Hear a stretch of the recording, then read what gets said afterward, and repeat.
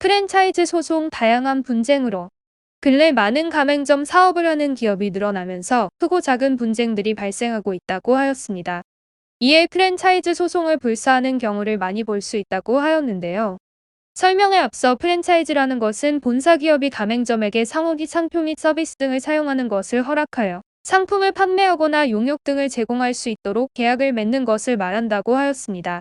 본사의 입장에서는 브랜드 사용 허가를 해주는 대신 가맹 비용 등을 받고 이탈을 막기 위해 거액의 위약금 등을 조건으로 두기도 한다고 하였죠.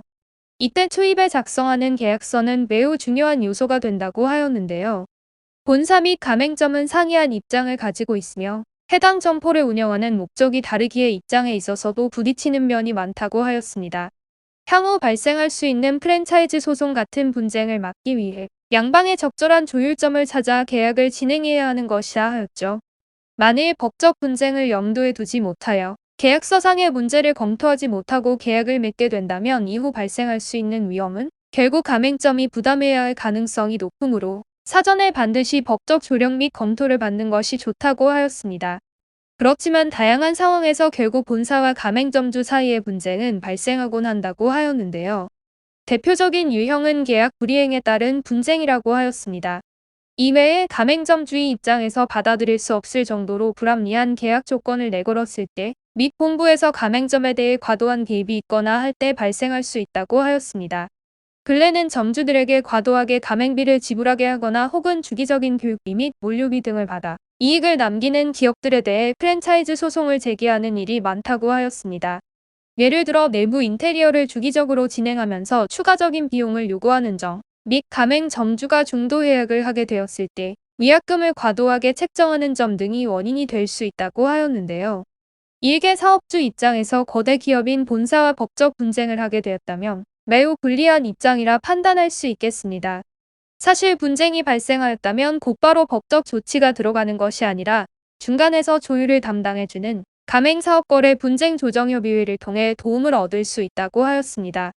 우리나라 가맹사업거래 공정화 관한 법률에 따르면 불공정 거래 행위에 대한 금지를 명시하고 있다고 하였습니다.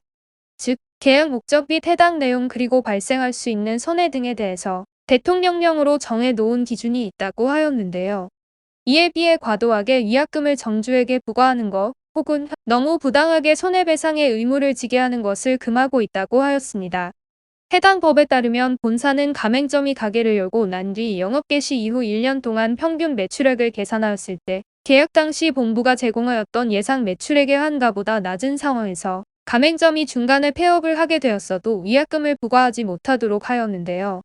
본사가 이러한 행동을 하였다면 공정거래위원회에서는 시정 조치를 명령하게 됩니다. 또한 기업은 자칫 불공정거래 행동을 하였을 때 유형에 따라서는 형사적 처분도 받을 수 있다고 하였습니다. 부당한 지원 행위를 하였다면 3년 이하 징역, 2억 원 이하 벌금에 처할 수 있다고 하였죠.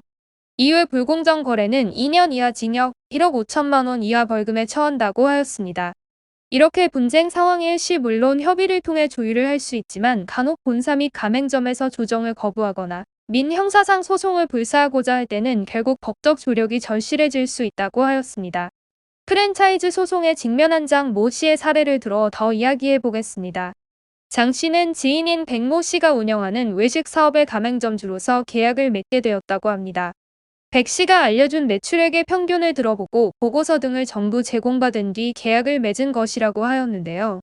그런 와중에 백 씨는 가게를 아직 몇 개 가지고 있지 않은 상황이라면서 정보공개서를 공정거래위원회에 등록하지 않았던 상황이었다고 합니다. 이는 반드시 절차를 거쳐 등록해야 하는 것이며 그렇지 않은 경우 계약을 할 수 없도록 되어 있다고 하였습니다. 이를 잘 몰랐던 장 씨는 일단 계약금 700만 원을 먼저 지급한 뒤 나머지 6,300만 원을 백 씨에게 지불한 뒤 영업을 하게 되었다고 합니다. 그러나 해당 사업은 생각보다 순탄치 않았고 매출이 상당히 저조하여 1년 동안 손해만 보게 되었다고 하는데요. 장 씨는 해지를 요구했지만 상대방은 이를 들어주지 않았고 결국 장 씨는 법률가를 찾아가 도움을 요청합니다. 이에 법률가는 사건을 검토했는데요. 백 씨의 회사가 정보공개서를 등록하지 않은 상황에서 가맹점을 모집한 바 이러한 부분을 근거로 들어 백 씨 측이 불법행위를 저질렀다고 주장하였습니다. 더 나아가 본사의 불법행위에 대한 증거자료를 적법하게 수집하였다고 하는데요. 가맹사업법 위반에 따라 가맹계약의 해지는 물론 위약금을 물지 않아도 되었으며 결국 장 씨는 손해배상 금액으로 7천만 원을 지급받을 수 있었다고 합니다. 이렇듯 프랜차이즈 소송을 불사해야 하는 상황이라면 법률가의 도움을 구하는 것이 바람직하다고 하였는데요. 조기에 분쟁조정제도 및 공정거래조정원을 통해 갈등 해소를 할 수 있다면 가장 좋겠지만 그렇지 못한 상황이라면 해당 사건의 실무를 잘 아는 법률 전문가들과 함께하여 사례와 같이 성공적인 해결을 도모해 볼 수 있겠습니다. 분쟁 조정을 먼저 진행하여 본 뒤 향후 사안에 따라 좀 더 세부적 조력을 받을 수 있겠습니다.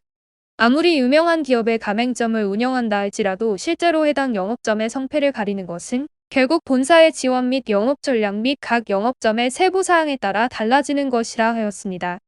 해당 영업점이 들어선 상권이나 동종업장은 얼마나 인근에 존재하는지 등을 전부 따져서 운영의 실익을 예측해 볼 수 있어야 한다고 하였는데요. 만일 허위과장 광고를 통해 계약을 맺었거나 다양한 연유로 분쟁이 발생해 프랜차이즈 소송을 진행해야 한다면 법무법인 AL과 상의하는 것 권해드리고 싶습니다.